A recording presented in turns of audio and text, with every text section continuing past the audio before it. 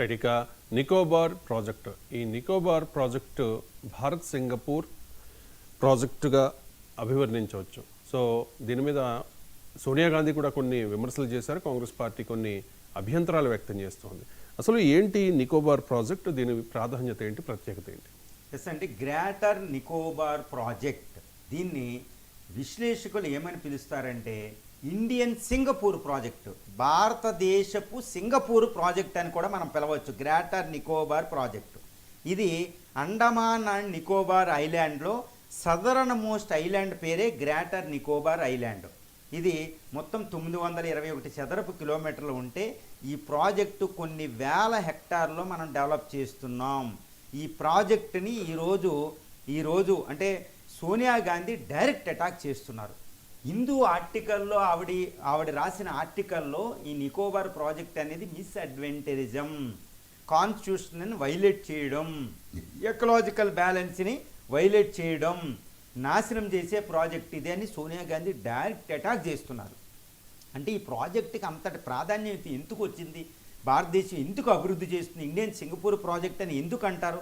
ఇది చైనాని చెక్కి పెట్టడానికి, మలక్కా స్ట్రైట్ని కంట్రోల్ చేయడానికి, అమెరికాని చెక్కి పెట్టడానికి, ఇంకో సింగపూర్ని మనం డెవలప్ చేయడానికి, ఇటు ఆర్థిక అభివృద్ధికి వీటన్నిటిని ఉద్దేశించి భారతదేశం పెడుతుంది. ఈ ప్రాజెక్ట్ ఏంటంటేనండి, ఇది కొన్ని వేల హెక్టార్లో ఈ ప్రాజెక్ట్ని మనం డెవలప్ చేస్తున్నాం. ఈ ప్రాజెక్ట్ విలువ ఇప్పుడున్న కాస్ట్ ప్రకారం 95,000 కోట్ల రూపాయలు ప్రాజెక్ట్, ఆల్మోస్ట్ 1,00,000 కోట్లు అండి, అంటే $10 బిలియన్ ప్రాజెక్ట్ అనమాట. ఎందుకు ఇది ఇండియన్ గవర్నమెంట్ ఎందుకు ఇన్వెస్ట్ చేస్తుంది ఎంత అంటే, గ్రేటర్ నికోబార్ ప్రాజెక్టులో ఏముండబోతున్నాయంటే ఒక పెద్ద నేవల్ యాడ్ ఒకటి ఉండబోతుంది, నేవల్ పోర్ట్ ఒకటి ఉండబోతుంది, అది ఇండియన్ నేవీకి.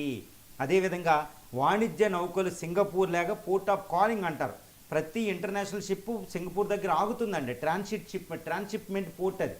అలాంటిది సింగపూర్కి ప్రత్యామ్నాయంగా మనం డెవలప్ చేయబోతుంది. ఎందుకంటే మలక్కా స్ట్రైట్ నార్త్లో మనం ఉంటున్నాం వ్యూహాత్మకంగా.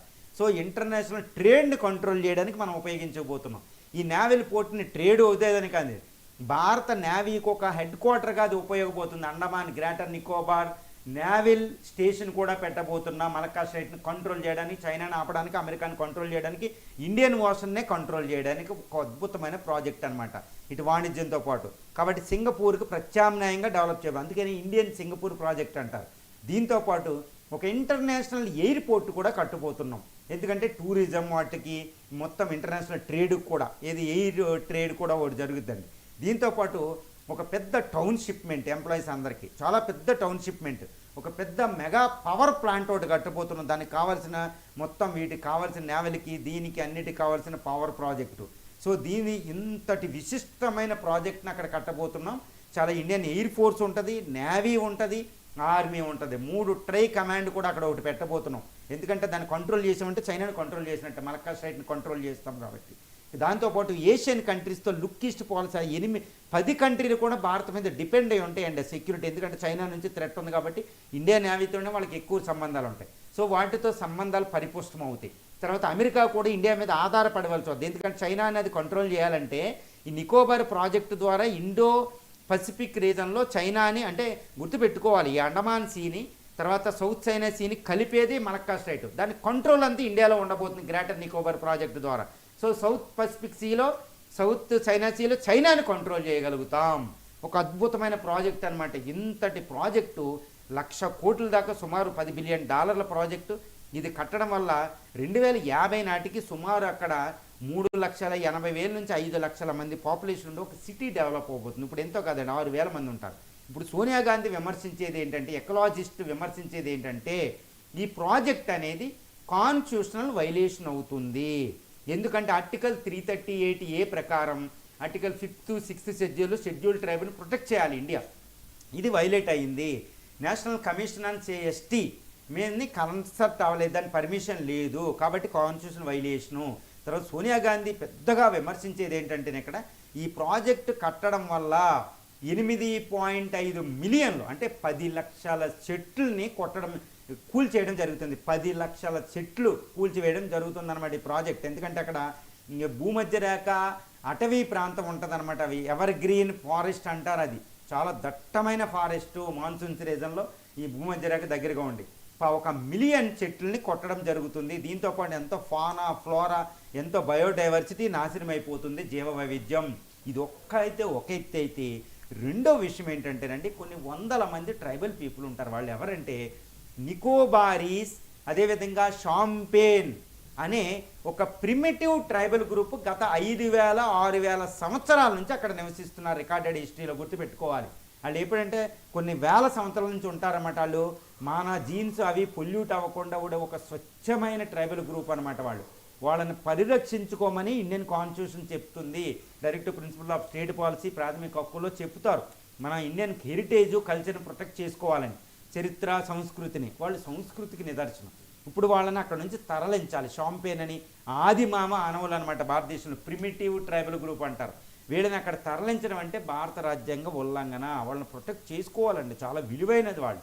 ఇప్పుడు వీళ్ళని ప్రొటెక్ట్ చేసుకోలేకుండా తరలిస్తున్నారు ఈ ప్రాజెక్టులో. వాళ్ళ స్థిర నివాసం పూర్తిగా నాశనం అయిపోతుంది. ఇది సునామీ కంటే పెద్ద సునామీ అని సోనియా గాంధీ విమర్శిస్తున్నారు.